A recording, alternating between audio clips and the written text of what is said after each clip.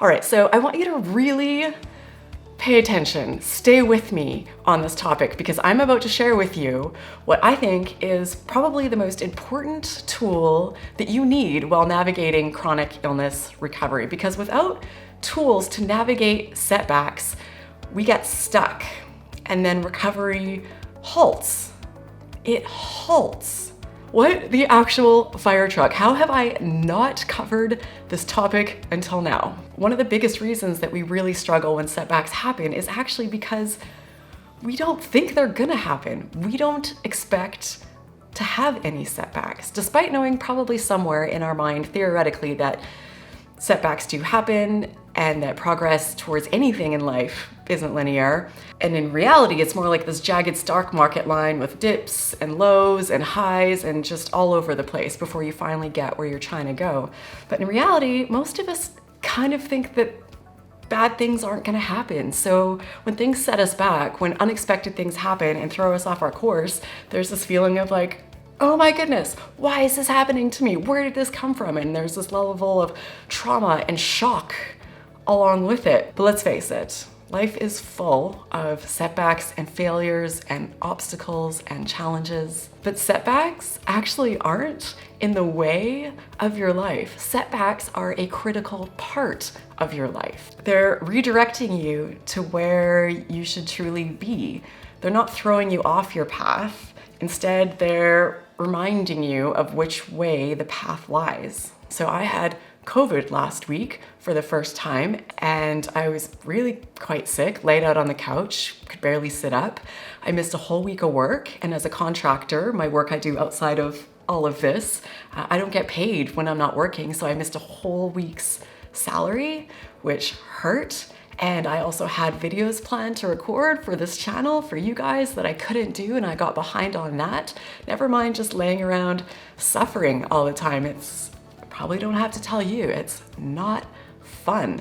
But I was really purposeful with this week, and I make sure to use a lot of the things, a lot of the tools that I've learned over the years to make sure that this setback was actually something that was helping me in my life and helping propel me towards my goals. And it really did work. And now, if you asked me, now that I know that I'm okay and I'm past this and I'm getting healthy again, I wouldn't take it back if I could go back. If someone said, do you want to go back and just never have had COVID last week? I wouldn't do it because I learned so much and I'm so much further ahead now than I was before that happened. Now, I'm certainly not saying that anyone should be grateful for sickness or COVID. And I know many people, some of you watching probably are facing long COVID, and that is heartbreaking and horrible. And there is nothing good about that.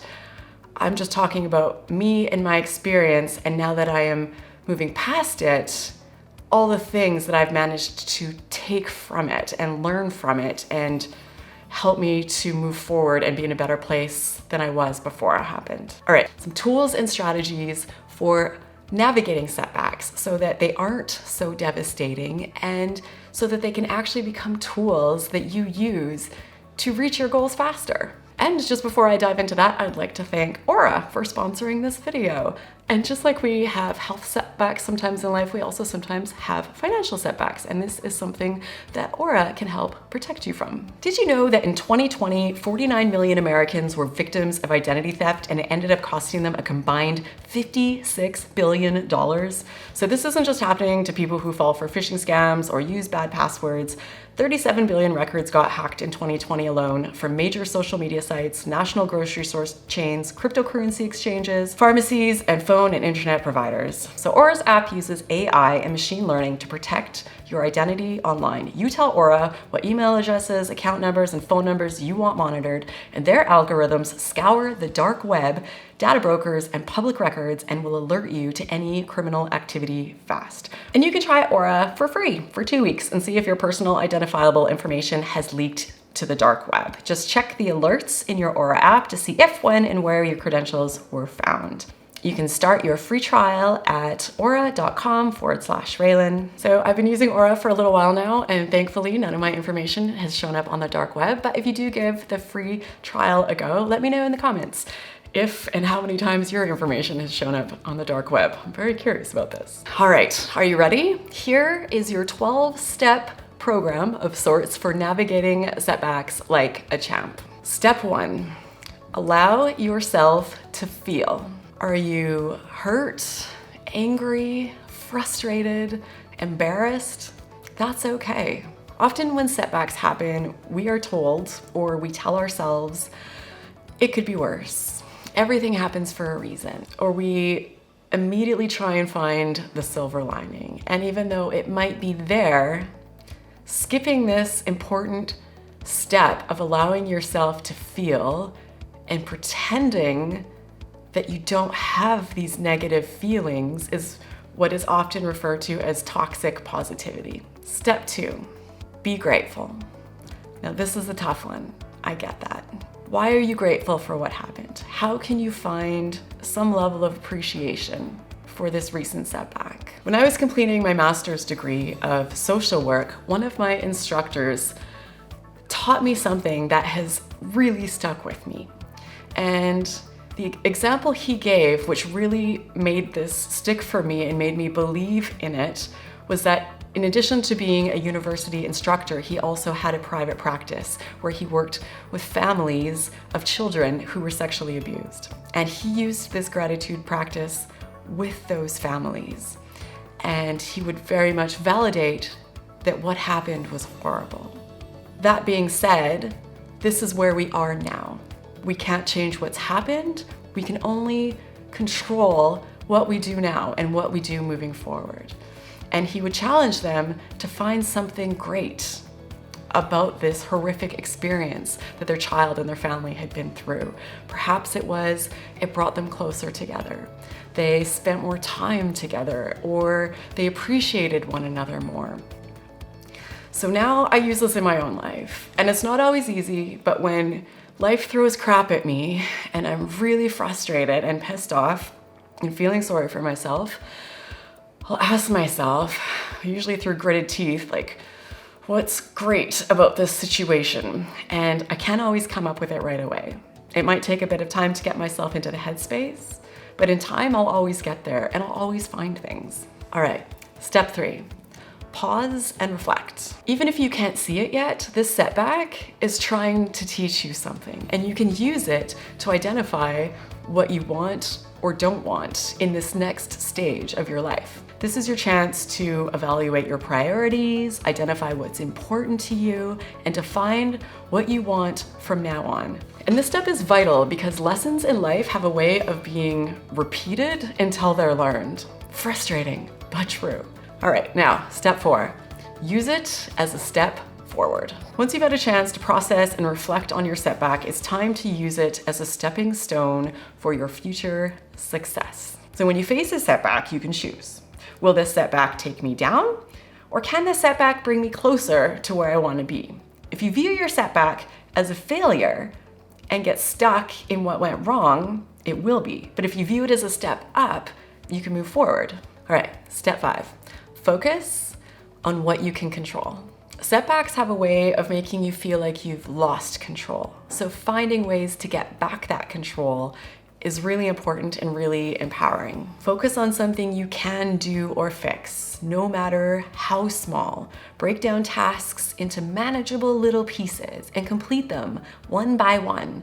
Then take time to appreciate each accomplishment along the way. Step 6, now it's time to have faith and act. Faith requires you to trust that everything is going to work out, even if you might not yet know how.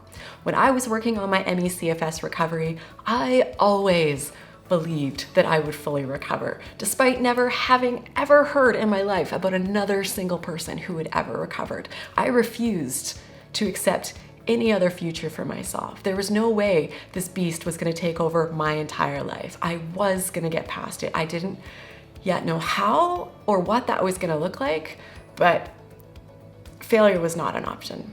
All right, step 7. Now that you have faith and you're starting to act on things, you need to surround yourself with people who encourage you. Who is your tribe right now? Who uplifts you?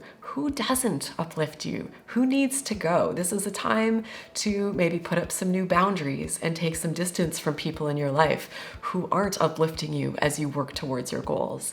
If you're not already a part of it, I have a Facebook group for ME/CFS recovery and other similar conditions, and it's a very optimistic and recovery-focused space. So if you are looking for a little bit extra support and people to uplift you, I'll link it in the video description, and we'd love for you to come join us there. All right, step 8. Know and remind yourself that you can handle more than you think. When you face hard challenges, remember that you've faced hard challenges before and you've gotten through them. Even on your worst days, months, years, you got through them. Remember the strength that you had to get through those times and know that you can have that strength and do this again. All right, step 9, change your perspective. My example of having COVID last week, it could have just been a horrible thing. I could have just wallowed in self-pity, but I chose to take good things away from it. I chose to look at it as a moment for me to get off the hamster wheel of my life and look at what was working and what wasn't working and figure out what I wanted to change. And when everything in my life came to a grinding halt, I realized that there was a lot that wasn't working and a lot of areas in my life that I really wasn't that happy, and I wasn't fully doing all the things that I'm passionate about and that I believe in. And I wasn't taking care of myself anywhere near as well as I could be. So during that week, I did a lot of journaling and just actively reflecting on things and coming up with plans for how I wanted to attack things moving forward. And I'm so grateful. Even though I couldn't immediately see it, and it took me some time to appreciate this was exactly what I needed. And I'm so much further ahead now in my life and so much more on track as a result of that setback having happened. And step 10 is accept responsibility. This is on you. Unfortunately, you got to do the work, and it's going to be mostly on you to fix this. You can do this with support. You don't have to do this alone, but you are in the driver's seat. It's up to you what's going to happen next. Okay, step 11. Good for you for hanging in this long. You are a rock star. Step 11, this is the step that I am currently at. Step 11 is pay it forward. Once you've learned and grown from your setback and used it to make you better and stronger and happier and more capable, then what? At some point, you are going to have the opportunity to pay it forward. Consider how you can use your experience to help others who are going through the very same setback that you once thought was impossible. I like using the metaphor of a backpack. So we spend our lives filling our backpacks with tools and tricks and strategies for any situation. So when you have a setback, you learn and you grow and you add another tool to your backpack. You're now more skilled and equipped to handle whatever life throws your way. Each setback makes you better at life. Life doesn't get any easier, but you get stronger and wiser and more capable, which makes life feel easier. Okay, our last step, step 12, is our bonus content. What your job is right now is just to sit back and enjoy these beautiful messages that came from people just like yourself, maybe from you. Thank you to everyone who shared their thoughts and experiences on this topic. I couldn't include them all in this video, but I wanted to add a few to the end that were just really moving and really helpful and inspiring and really great stuff.